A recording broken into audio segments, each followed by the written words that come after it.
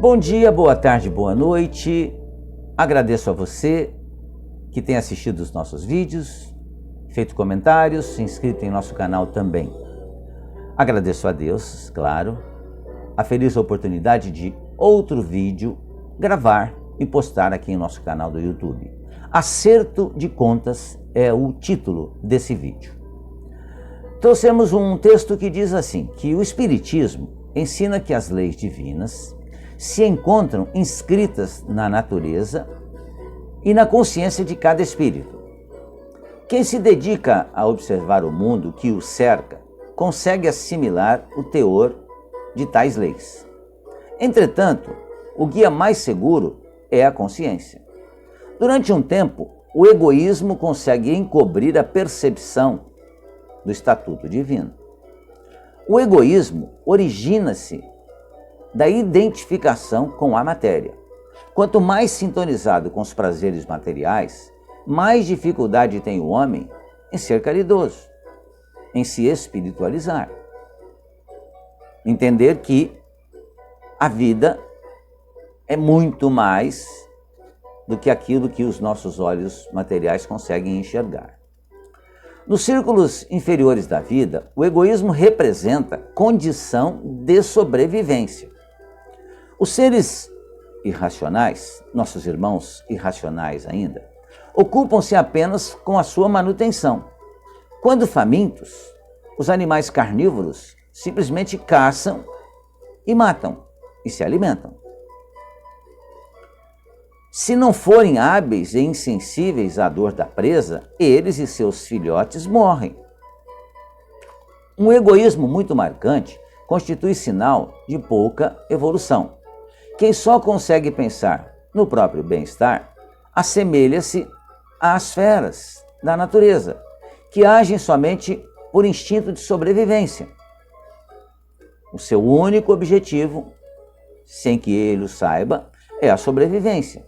Então os animais vivem sempre à caça de alimentos. Qualquer tipo de animal vive sempre à caça de alimento, porque isso é da sua natureza ainda. O mundo gira em redor do seu umbigo, né? Ou seja, para o egoísta, o mundo gira ao redor dele mesmo. E ele não se incomoda em causar dores e sofrimentos aos semelhantes. Entretanto, jamais podemos esquecer que os espíritos são dotados de liberdade, consciência e vontade. Nós, espíritos, não espíritas também, claro, mas nós espíritos, independente da nossa religião, nós temos liberdade, consciência e vontade. Consequentemente, sempre responderemos pelos nossos atos. Nenhum ser pode dar o que não tem. Por isso que Jesus mesmo nos ensinou, né? A boca fala daquilo que está cheio o coração. Então precisamos encher o coração, certamente, de boas coisas, para que a boca fale boas coisas também. Não se esperam ações éticas de animais, pois isso está além da sua capacidade.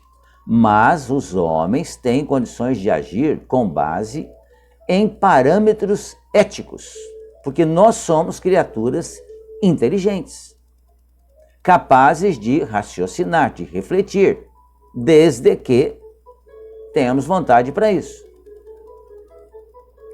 Justamente por isso, né, os seus atos não podem ser ditados exclusivamente pelo interesse pessoal. Os eventos dolorosos da natureza, como o sofrimento, a doença e a morte, são universais e naturais.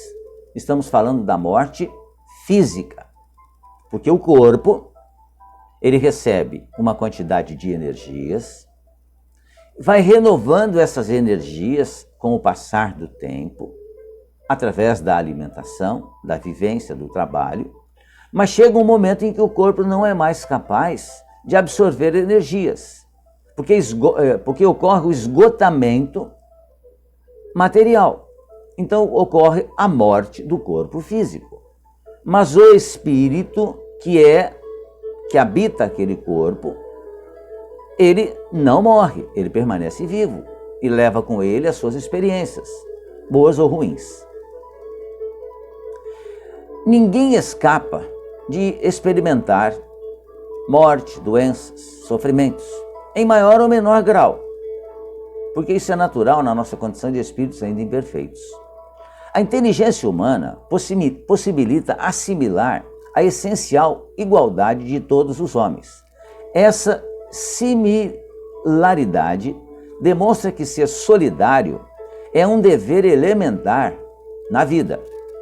Com o passar dos séculos, gradualmente, o espírito se compenetra dessas realidades. Tudo que se refere à matéria é passageiro.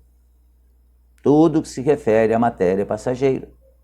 Então, esse corpo físico pelo qual eu sou conhecido, ele vai, em um momento, morrer. O corpo físico, ele perde as suas forças, as suas energias e ocorre a morte do corpo físico. Mas eu, o espírito que habita esse corpo, não morrerei jamais, porque eu sou imortal. E todos nós somos imortais. Então, tudo que se refere à matéria é passageiro. Entretanto, ele possui uma consciência que sempre o acompanha. Cada dor deliberadamente causada ao próximo, na consciência fica devidamente registrada. As leviandades, as humilhações causadas, tudo isso gera dor e arrependimento. Quanto mais vivido e experiente, mais responsável o espírito se torna. Chega um momento em que o ser espiritual se desgosta do mal. Farto de erros e baixezas, ele decide trabalhar pelo próprio aperfeiçoamento. Então prepara para si encarnações nas quais possa se recompor com o passado. Não mais se preocupa com facilidades materiais. Riqueza, beleza e poder já não lhe interessam. Quando assume elevadas posições, é apenas no intuito de melhor trabalhar com o semelhante. O que conta mesmo é a perspectiva de se recompor perante as leis divinas. À medida que perde o gosto pelas coisas materiais, o egoísmo o abandona. Quanto mais evoluídos, menos orgulho, menos egoísmo também. Desembaraçado de preocupações mesquinhas, ele caminha vigorosamente para a libertação e a elevação espiritual. Dificuldades não o assustam, pois sua meta é sublime e sua esperança no futuro é infinita, é certa. Se você enfrenta graves problemas e dores, talvez tenha chegado o momento do seu acerto de contas, porque nós passamos por dificuldades no momento em que temos condições de superá-las. E os meus débitos, e eu os tenho, como todos nós temos, uns mais, outros menos, precisam ser pagos. Não complique a sua programada recuperação espiritual com preguiça e revolta. Consciente da transitoriedade da vida na Terra, dedique-se a conquistar o que é permanente. Combata seu egoísmo e esforce-se por agir no bem, sempre com desinteresse. A melhor forma de ser feliz é cuidar da felicidade do próximo. Interessante, né? Mas na realidade, lembremos-nos de Jesus. Jesus esteve aqui entre nós, nos servindo.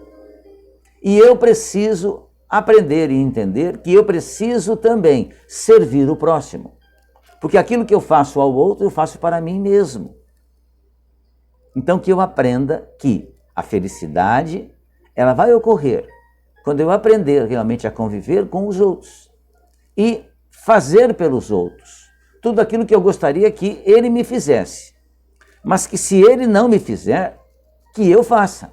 Porque não importa que o outro não faça coisas boas para você. O que importa é que você faça boas coisas para o outro. Porque se eu fizer a minha parte e o outro não fizer a parte dele, o problema é dele. Ele vai ter que fazer. Porque o acerto de contas, certamente, chegará. E chegará quando nós estivermos com totais condições de resolver essas pendengas, essas dívidas, essas situações. Pensemos nisso. E lembremos que temos que acertar tudo aquilo que tenhamos errado. Muito obrigado mais uma vez pela sua atenção. Fiquem bem, fiquem em paz.